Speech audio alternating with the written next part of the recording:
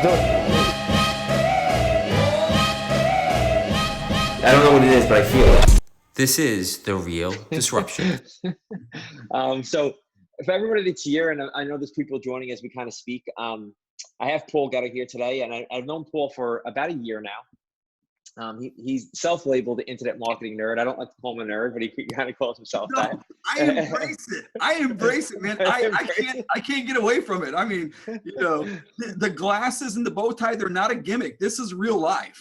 So I've never actually seen Paul out of his bow tie. So just for the record, as we're starting this, I've never actually seen Paul out of his bow tie. But that's right. One time I did an event down with our buddy Anthony. I showed up to the airport without a tie on. He's like, "Bro, I've never seen you without a bow tie." So, Paul's helped me a lot as far as marketing, and I've learned a lot just from talking to him and having lunch or whatever. But, Paul's a pretty high level marketer. He's worked with Grant Cardone, he's worked with Ty Lopez, and he's built up a real name in the industry. And, what he's helped me is, although he's not specifically a real estate person, he does a lot of real estate marketing, and that's really helped my business. So, just in general business and brands. And Paul, can you just give everybody a little bit of a background on you and how you became the guy behind the guy, and you grew kind of into this marketing status? Sure. Yeah. First of all, Ralph, thank you very much for having me here, and pleasure connecting with you again. Hope everybody's well during these crazy, I always hear this, unprecedented times, and I just pray that it gets over quickly and we can get back to normal. But again, thank you for having me here. So yeah, as mentioned, my name's Paul Getter, also known as the Internet Marketing Nerd. And I've had the privilege of working with guys like Ty Lopez, Grant Cardone, Bob Proctor, Kevin Harrington, Les Brown, A-list celebrities, Fortune 500 companies, and really the list could go on and on. Been blessed to work with some really awesome people. And so I've been in internet marketing for over 10 years, which in the big picture of internet marketing, that's like you're an old dog. Because a lot of guys doing internet marketing, they're like, 21 years old, just got out of college, and they've been doing internet marketing for a year. I was like doing MySpace marketing. I go back. You've done everything. Yeah. So a lot of times people ask me, what's the secret to your success? I'm like, I've been doing it for a long time. I've been around a long time. That's just, you stick around long enough and people get to know who you are, and you do a good job, and you just kind of come to the top, I guess. Yeah, that's awesome. So, is there a main focus on your business right now as far as you're marketing on the internet? Is it more Facebook ads, or is it Instagram ads? Or I know TikTok has become bigger and bigger, especially over the last few weeks. So where has your focus really been, and where are you seeing really the best bang for your buck, you would say, over the last, and that question's kind of loaded, and I'll get back to this, but because I know the algorithm changes like weekly and monthly and yearly, and your business shifts. So present day, where are you seeing kind of the best, value?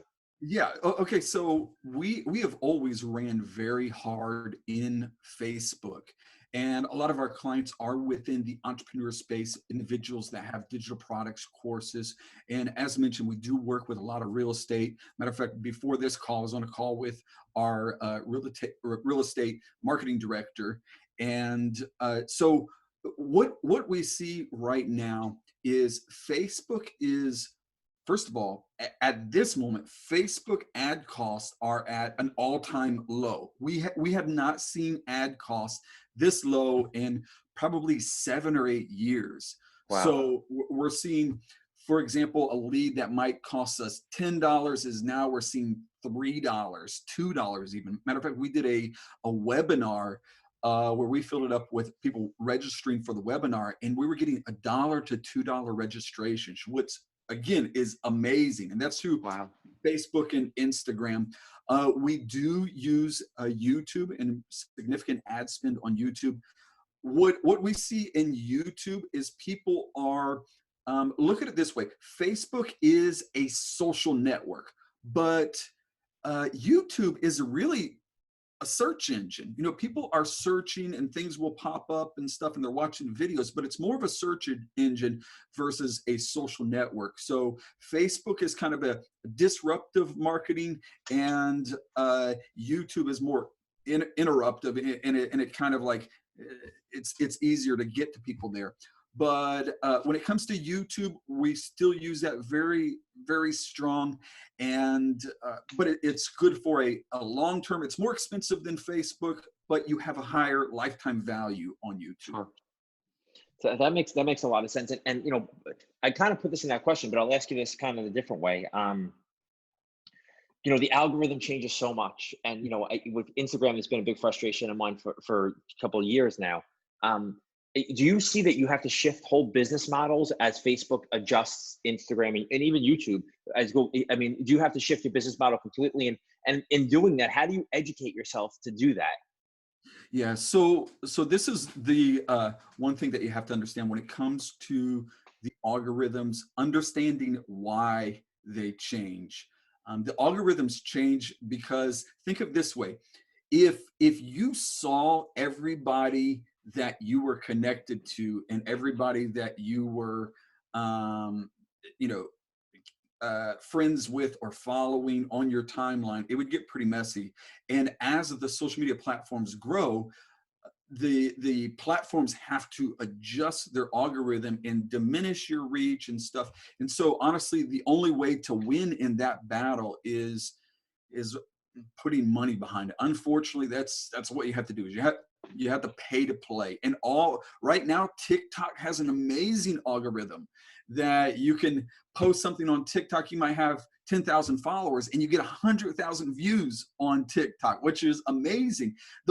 I remember the days in Facebook where I'd post something on Facebook, and if I had 100,000 followers on Facebook, I would get 200,000 likes, Yeah, 100,000 you're right. comments. It was just amazing. But as the platforms grow, unfortunately, they have to tweak and they have to adjust the algorithm so everybody can connect, in a better way. Yeah, actually, that brings me to a question, just out of curiosity, because TikTok, so what I've seen from it now is you're right. It's much easier to get. I said this the other day. It's much easier to get engagement and views and people. Do you think it was set that way on purpose? Because that's what people really want. That Sure, sure, that sure. becomes a drug. The views and the likes, and that kind of becomes a drug. So do you think it was set that way on purpose? Like that was their business strategy?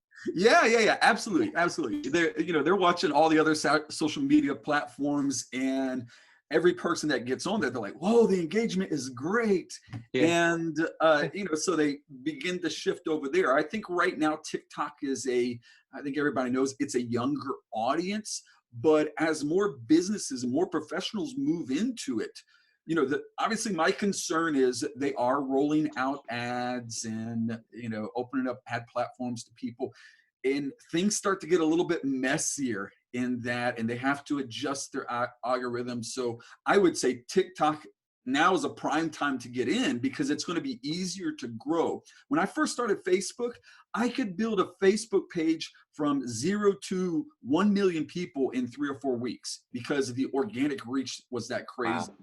Instagram, same way. You could grow stuff really quickly. So get in now and grow quickly. And if it's tweaked and it changes, well, you're still ahead of the curve. So you see it as something that's going to be needed. I haven't made that leap yet, but you think it's something that's going to be needed even for businesses at some point, I'm assuming. Yeah, yeah, yeah. And Ralph, I'll be honest with you. I haven't made the TikTok jump. I got like 3 or 4 videos on there, and I'm like, Yeah. should I be on TikTok? This is kind of strange. It's like, Feels weird, right? Yeah, it's a yeah, little bit out of but my comfort zone still. So yeah, I'm just exactly. I'm not doing any dances. Let's just get that straight. I'm not doing any TikTok dance. So, but I think that there's a way. This is people always ask me. I work with a lot of big influencers, and they'll say, "Which one is the best platform?" And every person that I work with, they have a different opinion. And then what I realize is, whatever platform they put the most work and effort in is the best platform for them. right. So if they're running strong and they're really putting content hard on Instagram, then they'll say Instagram is the best platform. Like, well, you haven't posted on TikTok in 3 weeks, so of course it's not Yeah, going to be it's the best not one. working. Yeah. It's funny. I had a call. One of the first webinars I had, and I said like a strategy is that I believe, and I'm going to ask you this, that all your platforms should kind of be the same, like Facebook, Instagram, Twitter. It should be one message, so when people see you, they kind of understand what your message is, and you're not confusing that message. How do you see that? I mean, do you A/B split test one platform to the other? Like, how do you see that? Do you see that it should be the same strategy on every platform? Do you think it should be different? How do you feel about that? Well, so there's two different ways to do it. It's like, how much time do you have to put in this? It's like, okay, can I put an hour into YouTube, 30 minutes in TikTok? And if that's all you do, then good for you. I think that there's probably different feels in the social media platforms. Especially TikTok is its own little monster, because it is the dancing type stuff and music and songs, and it's kind of like what Vine was years ago. Exactly. Yeah. Yeah. But I tell you, a lot of professionals, how they manage their social media platform is they will do what we call pillar content. So you Okay. have one video, pillar content, that it might start out as a YouTube video. YouTube, let's say you're going to do 15-20 minute video on there, giving people good content. Then you can give that to your content creator, your content managers, and then they can splice it, they can tweak it, they can add in effects that makes it good for TikTok, and then tweak it and change it, the dimensions and Makes stuff, sense. and make it good for Instagram. So really the heavy lifting is not on you. You just make a 15-minute video, and then they can cut it up and they can change it, splice it, spice it up, add effects, and make it where it is good for all the other platforms. Got it. Yeah. So multi-use of all your stuff, you can kind of place it other places, change it. That makes sense.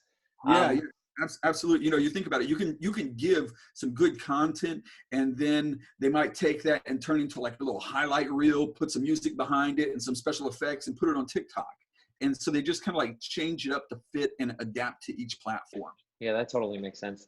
When this comes up a lot, and I've spoken to you about this kind of in depth, and I know you were one of the first people with Grant Cardone to kind of push him. Facebook, I know, was a big platform for him. And you just said a couple of things that made me think of that. I know that you were able to really grow his audience in a massive way on Facebook. Is the way you grew him organically and through ads different now than it was then? And would it be harder to do that today with somebody who was starting? Yeah. So the first question you have to ask yourself is, how do I want to grow and why do I want to grow? A lot of times people, they want to grow for, kind of like that vanity effect or the social proof, in which, quite honestly, there's nothing wrong with that. A lot of times your numbers, how many followers you have, is kind of like validates who you are. Sometimes people, like I know individuals that are A-list celebrities that have 100,000 followers on Facebook, because Yeah. they've never used it. And so they just got to get the exposure. And a lot of times that happens with paid traffic or strategic content or partnerships. So when it comes to growing, whether it's Facebook, Instagram, all the other platforms, I use a formula that I call CLAP, C-L-A-P. Okay. Number one, C stands for content. You have to have good content. If you don't have good content, it doesn't matter if you do paid ads, if you do shout outs, whatever you do. If your content stinks, you're wasting your time and you're wasting your money. Then L, I use L is for, Ralph, remind me what L is for. That's a good question. I should probably know this. Vicky, you want to chime in here? It is for leads. Okay. Leads. So you can have partners that will actually promote it and stuff like that. So you've got people that you connect with and everything, and so you could. Here's a great way to do this. Some people, they have an email list of 10,000 people, but they have 100 followers on Instagram. So if you email your list and you say, hey, we're doing a little giveaway or something like that, follow me on Instagram. So send a message, email all of your leads. And then A is ads. And that's with ads, where you're actually putting money behind your content, behind something that feels good. You can grow just by you. And the good thing about ads is you can target, like, okay, I only want to hit this area, this type of people. So ads do work. And then CLAP is partnerships. And that's when you're doing shout outs with people, you're connecting with other influencers and you're paying them to do shout outs and things like that. And so those 4 things are a good way to grow your following. That's interesting. So, and I see the book behind you, so I want to ask you about that because my AD kicks. So 27sidehustles.com. What, Yes. 'cause I know this is your new book. What is that? Yes. Okay. So let me give you the story behind this. In August or September of last year, people come up to me all the time, and they know that I'm in internet marketing. They say, "Paul, teach me to do what you do." And I'm like, "Okay, you got a year? Just sit down with me, and I can teach you to do what I do." It's not really that easy. And even people within my family are like, "Teach me." But I realize what they're saying is like, "Hey, can you teach me how to make money online, to start an online side hustle, to, something like that?" And I'm like, man, I got to figure out a way that I can teach people how to start a business, how to start a side hustle, how to start something that is quick and easy. You don't need a whole lot of money or any money at all to get started. So what I did is I interviewed people all over the world, individuals. One example, I interviewed a boy, 17 years old. Listen to this, 17 years old. And in high school, last year, he made $20,000 online. And so I interviewed him and I talked to him about what he was doing and stuff. And I'm like, look, if a 17-year-old boy in high school can do this, I'm going to write about this and tell people like the recipe, the breakdown, how to do it. And you can do it too. So that's what I did. I interviewed people. I got ideas and talked to people that were legitimately. I interviewed another woman who I think I was talking to her. She was in South America somewhere, and she was just graduated from college. And she said, I make $4,000 a month, and all I do is I talk to students overseas, and I help them with their conversational English. And she showed me the websites that she signed up for, and she's like, it's amazing. For 3 hours a day. And so it's, I know when I first got started on internet marketing, people would tell me, try this. And I would go to a website and I find myself, I'd be 5 hours doing surveys and forms and everything like that. And I make $3. I'm like, that's a waste of time. So this is a book of like real legitimate things that you can just pick one of them, check it out. And, you can legitimately, it's not this. That's cool. It's not this crazy, like, you're going to make $1 million in 90 days. It's not that. It's just, someone that wants to work from home. Maybe it starts out as a side hustle where they can make $500-600 a month. Before I published the book, I gave it out to a few people. And I remember one guy messaged me and he's like, "Paul, I love your book." I'm like, "Well, tell me more about it." And he said, "I've already made $70. I said, "Really?" He's like, "Yeah, I just got the book 2 weeks ago, and it only took me 15 minutes. And I was like, that's it. So it's a success story, small success. Yeah. So it's not, make $1 million in 30 days or anything like that, but it's like real legitimate things that you can do online that can help existing businesses and can help you generate a nice income from the convenience of your home." That's awesome. I'm in. I think and it reminds me of something, conversation I had with you before, because you can actually probably speak to what this book really is, because, I know from your history that you had, this kind of was a side hustle at first, what you're doing now, and it turned into your full-time gig. So how did you transition from what you were doing to this as a full-time kind of gig? Yeah. So if you would have told me that when I first got started doing Facebook marketing, that I would be making and helping other people make millions of dollars, I would never believed it, because it's just like, it started out as like, wow, I can make $20 a month doing this. I can make $50 a month. And I remember that transition, that it was like, I started getting a little bit serious about it. I'm like, wow, I've made enough to pay my car payment doing this, and I was just a little hour or 2 hours a day. And then it was like, wow, I made enough to pay the rent doing this. And then it just, it started growing. And I realized, the cool thing about it is I was doing less work. It was smarter work and systems and online. I was doing less work, but I was actually making more than I've ever made before through online marketing. So, you got to have a mentor. My biggest point of growth is when I started investing in myself, finding good teachers, good mentors, and individuals that already went to where I wanted to go. And I started investing in that. And really, that's when my growth started speeding up. And as your business is now, is your business more, I have systems in place and I'm out branding every single day and trying to build through brand? Or is it, are you still involved with a lot of what the systems are? Because I'm curious about that.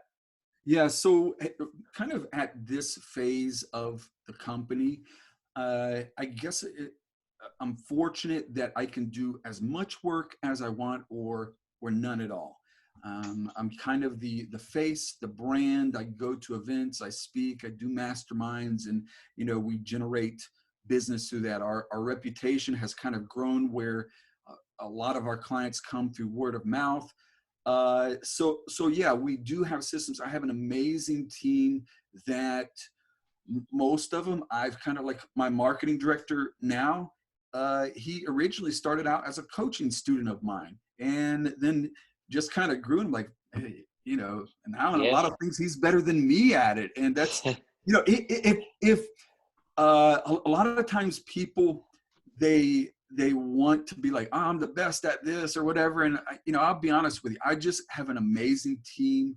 I've got a lot of experience and worked in a lot of different areas, but I've got people on my team that can build funnels better than me, run ads better than me, and do things that are better than me. And it's just about building a great team. You make me think of something something that I struggle with. So, I tell people all the time, like my goal is always I want to get in front of as many people as I possibly can. Because I figure the more people I get in front of, the more people I meet, the more I can build my network. But, and I think that's important for everybody's business, whatever business you're in. But what is your method of converting those people you're meeting into a business to business relationship? Like, do you have a certain strategy you use to do that? Yeah, absolutely. So, so number one, we have content like 27. Always. So I can tell you, this is the book is free. You go to 27sidehustles.com, you get the book for free. You do pay for shipping. So this is how marketing works: is you get people. Marketing is just getting more eyeballs on your brand or your name or whoever you are. So people start a journey with this book, and really putting a book together. Ralph, you could have a book together in 4 or 5 days for a couple $1,000s. I can show anybody how to do it. A book written, completed, print in your hands in less than a week. It can be done. So, and just a few $1,000s, it can be done. So you start out with your content. We'll say the content in this example is this book. People come into my world. I'm not going to make any money on this book. I will lose money because I'm giving this book away. You're going to pay for the shipping and handling, but I'll lose money on this.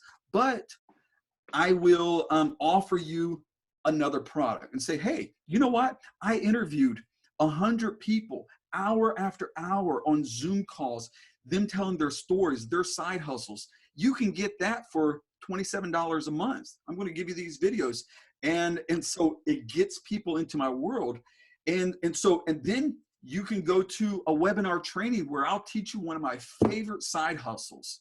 And you go through this webinar, this training. And by the time people go through this journey, they've watched hours of videos of me. And, you have a relationship almost. We've got a relationship. Yeah. We've got a relationship. And in marketing terms, typically they'll say, for every hour that a person watches or consumes your content, that is equal to about $1,000. So if you know how to market and leverage your content, you can make up to $1,000 per every hour that a person spends with you online. So, and I'm happy to hear what you said, because I always kind of say is I want to lead with value, because I feel like if I educate first, I'll build a bond, and then we can figure out how to make money together. But if so you feel the same way. You give value first. Yeah. So here's the thing: is years ago you used to be able to do a very strong what we call direct response marketing. And what I mean by that, you would say, "Hey, here's my product. Here's my widget. Buy it." And people would buy it, and because ad cost was low and there wasn't much competition, you would just say, "Here's my product, buy it," and people would buy it, and you would make money. But now I like to say it like this: you got to date people a little bit. You got to build a relationship with them, man. You got to connect with them. You can't do one of these one night stand marketings anymore. You got to build a relationship with them and offer them value and connect with them. And then here's what happens is you don't even have to sell them anything. People will start saying, "Hey, Paul, hey, Ralph, give me something. I want to buy something from you. I love your content. Is there a way that I can connect with you in a deeper way and buy? Can you coach me? Can you train me? Because you've given so much value." They want you to sell them something.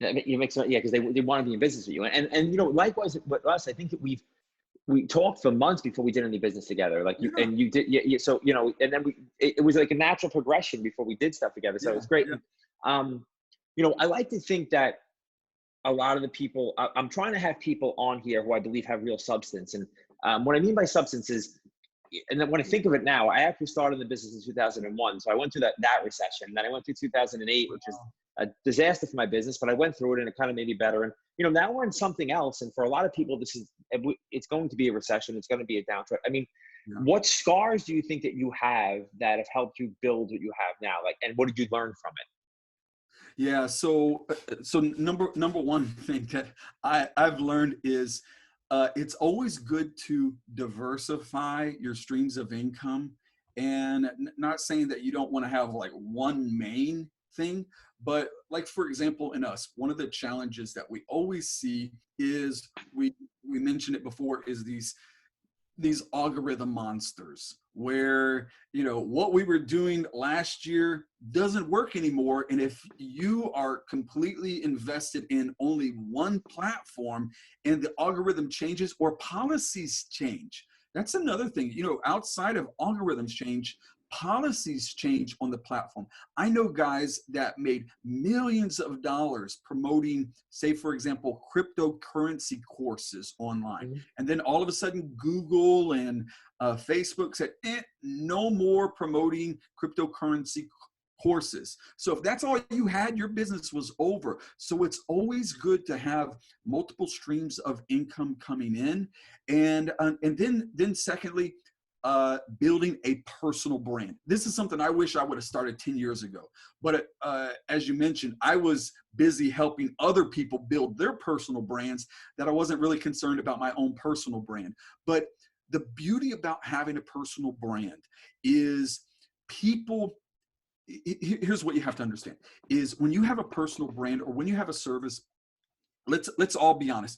Ralph, there's other people that do what you do. There's other people that do what I do. There's other people that are realtors. There's other people. But when you have a personal brand, people don't just want to work with you because I'm an internet marketer, but they want to work with me because of a relationship. So in other words, they're not even necessarily paying for my skill, because they can find somebody else that has a similar skill, but they're paying for access and a relationship with me. So when you have a personal brand, you whatever you connect yourself to, it goes up. What I mean by that is, take for example Shaq, the basketball player. Here's the thing about Shaq. He's an athlete, but the guy's selling fungus cream. You know what I mean? The guy's selling anything. He's selling auto insurance. He's selling food.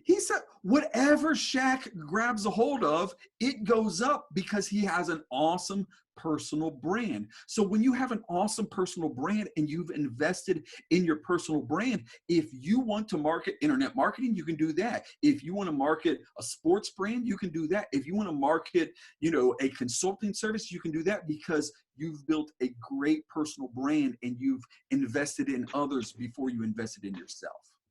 Yeah, you really you touched a nerve with me, and you hit it on the head. I think I was always the same as you. I was always really happy being the guy behind the guy, and I didn't really want to be out front. And what I realized after building a brand, when I went to negotiate new contracts and new deals for myself that were in my business, is that it gave me the leverage. Yeah. It really gave me the leverage in the situation. Whereas I'm here because I want to be here, not because I have to be here, because I have other options, because I kind of put myself out front. So I agree with you. I think having your own brand, no matter what you do, whatever your business is one of the most important things, because I feel like it gives you the leverage to kind of make your own decisions. Yeah, yeah, absolutely, absolutely. The personal brand, and you can look at individuals that have invested in their personal brand. Years ago, Grant Cardone, he was only known as the guy who did marketing for car dealerships. That was his specialty. It was car dealership. He was the car dealership salesman. But as he invested in his personal brand, he can sell anything he wants now. Sure. Yeah. Guys, I'm going to start opening it up to some questions, so start dropping them in. I have some more questions for Paul, but I'm going to start opening up. I have one from Vicky, actually. She says, best advice you can give real estate agents that have a database of or Excel sheets of old clients, Zillow leads, referral leads, etc., and want to work with that data, either target the data on Facebook or lead generating ideas. So I guess how to source your data.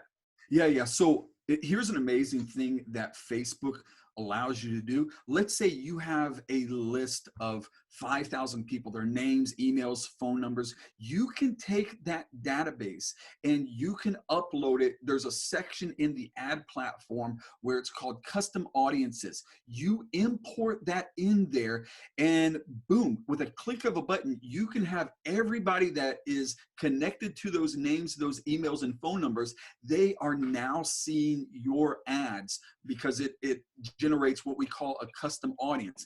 Then you can take that a step further and you can say, hey, Facebook, out of these 10,000 names and phone numbers and informations, these profiles that I've uploaded, I want you to make me an audience of 1 million people that has all of the same characteristics, the variables that these 10,000 people have. And then Facebook creates what we call a lookalike audience. And so it builds you an audience that you can target of people that look like the 10,000 people that you imported. So that's a quick and easy way that you can use your list, is by uploading it into Facebook and starting ads that will target them specifically.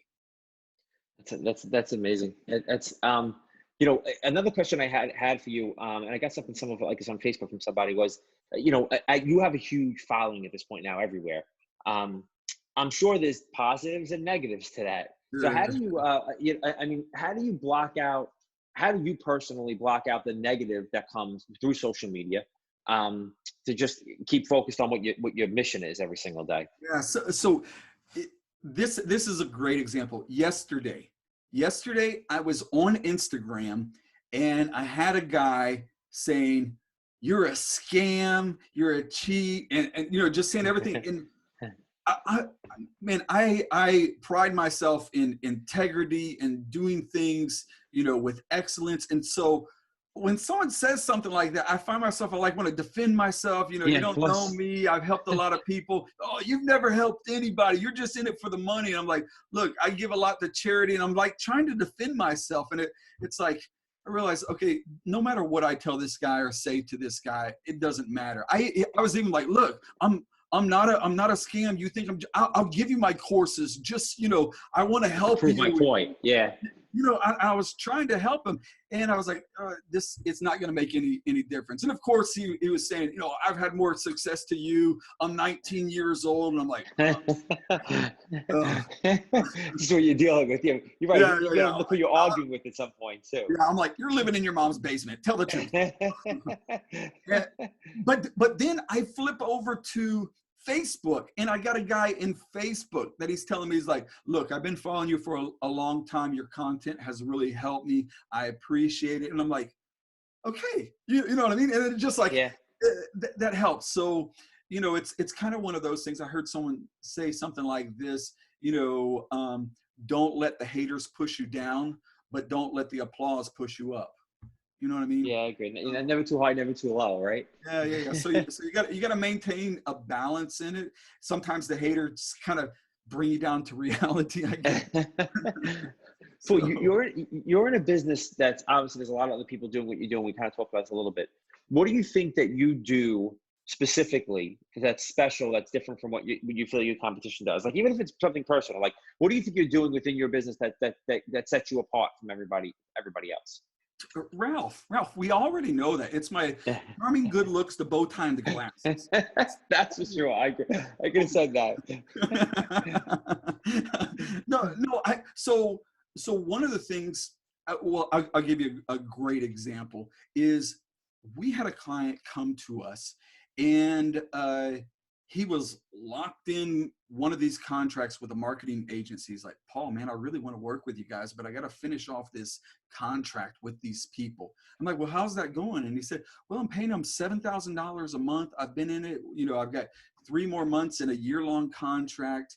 And I was like, well, how much have you made? He's like, well, we've probably made about $30,000 in a year. I said, wait. So you paid them $7,000 a month and you've made $30,000. I'm like, so you've actually lost about $60,000. And I'm thinking to myself, I'm like, how can I get a job like that? That someone pays me $6,000 or $7,000 a month and I get no results. Basically, I lose them money. So we are very results driven, and it's just we get paid, we get a retainer, but it's a month to month. Hey, if it's not working, let's just go. Yeah. I don't feel good working with people that I'm not getting them good results. So I want everybody happy. So we are very results driven. A lot of time with our big clients, we will do a partnership where it's like we make you money, we make money too. We get a percentage of the net profits. Everybody's tied in. Yeah, it's great. Yeah, I love that. yeah. We got a question here. How important is the content quality, having a whole production team versus shooting live? That might be as fancy, but feels real and engaging. How would that make a difference for your business to invest or not invest on production? Yeah. So here's what I always tell people: don't get paralyzed with perfection. I say that because I am so guilty of doing this. And what I mean is like, oh man, I gotta have the lighting perfect. I've got to have this, if I mess up, I got to redo it. And I find myself putting together a 5-minute video and it takes me 3 hours to do because, and what happens is you got so much great content in you, it never gets out because it's never perfect enough for you. So number one, don't get paralyzed by perfection. Just put the content out there. And most of the times people that have that concern, if they put content out and they grade it a C or a B, the average person is going to say, that's awesome, that's an A. But so number one, just put the content out there. And the more you put it out there, you'll start to learn your voice. You will get better at it, and it gives you experience. But when it comes to high level production and quality lighting and everything like that, you can't go wrong in it. You can't go wrong. I mean, it's worth it. But you will see this, that certain platforms, I'll give you an example. If I do an ad on Facebook, a production ad on Facebook that is high level quality and special effects, just the lighting and everything, it's very professional, it will not do as good as something I just take with my phone and do it because it's a different platform. But if you take that high production video and you put it on YouTube, it'll do better there. So certain platforms have certain expectations. Okay, that's good. I think that's great, and I agree. I think that people, when they put together something that's a big production, they're sometimes disappointed in the results. But even having, I think it works both ways. I think you should always put stuff out, but having great content will never go wrong with that because it lasts forever. So I think that both. Next question we have is, what advice would you give someone who's having trouble deciding which path to take? Content creator / realtor / trying to save the world. This is from Sophie. Sophie asked for a friend. Just save the world. Just save the world. Sophie, I mean, I think in general, by the way, too, just to comment on that, I think you have to decide where your time is best spent, like how to best utilize your time. And you can always help others, but how do you best utilize your time? What makes you the happiest and get you the furthest? So I mean, Paul, you may have to want to add to that. Yeah. So when I first got started in my business, I did everything. I mean, I did graphic design, I did funnel building, I did ads, everything. And I think getting started in a business, it's good to know how to do a little bit of everything, but to really grow, you're going to have to invest in people that this is what I do, kind of like a personal audit, maybe like on a monthly basis, is I'll look at stuff that I'm doing and I'll ask myself, can somebody else do this? Because I look that there are certain skills, there are certain things that who I am, like right now, this interview here, nobody on my team can do this. Nobody on my team can do this. Only I can do this. But there might be emails and there might be running messages in my DM that other people can do, that I can teach how to do that. So I have to ask myself, what can I do? What value do I bring that nobody else can replace? And then I double down on that specifically. It's great advice. I love that. Next question is, what do you think is the best way to generate leads digitally without Facebook? Digitally? Oh, so I'll give you an awesome way. You can do this. Number one, just a nice organic way. Let's say you got a couple hours in the evening time. You can go to Instagram, search out the hashtags that are relevant to your industry, and find people, whether it's their location, whether it is the industry that they're in, and search those hashtags. And then from there, send those people a message. And this is a message that I would send to someone like this. I would just say, hey, looks like you're doing cool stuff. Would love to chat with you. So start not like, hey, this is me, this is my business card, here's my link, go here. But I would start a conversation with the person and then start to talk to them, find out what their needs are, and see if you can help them. You can do that. We've generated leads for businesses in a huge way, where it just starts out with an outreach message where, soon you start to have a script that you have worked out, that you know what to say, the questions that will get people talking, and you build that script, and then you give it to someone that has more time. You can hire virtual assistants that will do that for you for 8 hours a day, 10 hours a day. And individuals overseas, you could pay someone $400 a month and they would do that for you 8 hours a day. And I guarantee you will get your money's worth if you follow that process and you strategically reach out to people like that. Here's another thing.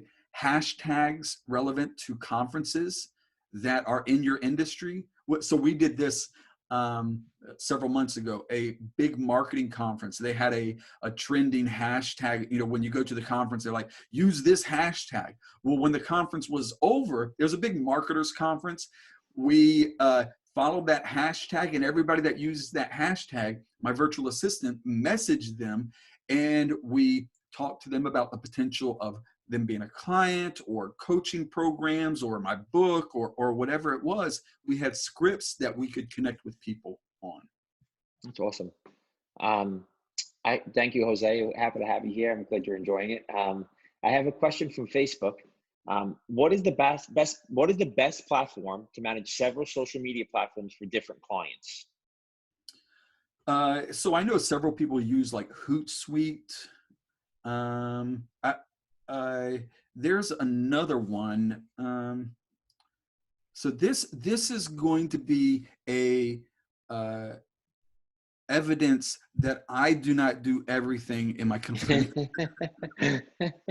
I mean, Paul, do you guys manage a lot? You guys manage a lot through Facebook. I mean, I know with us, when you dealt with us, a lot of it was managed through Facebook, because you can manage Facebook and Instagram through Facebook, obviously. So is a lot of what you're doing, you think, probably being managed through Facebook? Yeah, definitely. And you can, there are platforms like for agencies, if you have multiple clients, that you can log people into a software, and then you load up all their content for the week, and then you schedule it, and then it'll post to them, on those scheduled times. And Michelle, I think that goes back to from what I've experienced, what platform is working best for your clients. Because I've seen people who are big Instagram marketers and they just have 5 phones to manage the accounts, which just doesn't make any sense. But sometimes, you have to kind of go rogue to get that done. So I think it depends on what platform it is also. Was there any more questions from anybody on either side before I let Paul free? Paul, I really appreciate you coming on. Well, and Paul, what's the best way to get in touch with you? I know Instagram is awesome, but what's the best way to get in touch with you? Yeah. So as you mentioned, Instagram, my Instagram is Paul, just Paul. You are Paul. You are Paul. I am. It's a verified account, so you can send me a message, and I'm in my messages all the time. Got people on my team. I'm very responsive to my messages, and then my personal website is paulgetter.com. That's GETTER.com, paulgetter.com. And there's all kinds of, all my content's there, the courses that we have. You can fill out an application, set up a call with us, free strategy calls, all that type of stuff. That's awesome. And guys, for everybody else that's on both calls, I just dropped next week events into the chat, and we're going to have back to real estate investing. We have a multi-million-dollar real estate investor coming on, Rafael Vargas. We're going to talk to him. But I can, back to Paul for a second, I can tell you that I can attest that he's amazing to work with. His team does a great team. They work with you. And I could also attest to stuff that's not working, he never held me to. He was like, you know what, it's not working. I understand. Let's move to something else. And the stuff that was working, we were really able to scale. So, I can attest that my experience with you has always been a good one, and you're far from being a scammer. You're very authentic to who you say you are. So thank you for coming. I really appreciate it. I hope everybody enjoyed it, and we'll talk to you guys soon.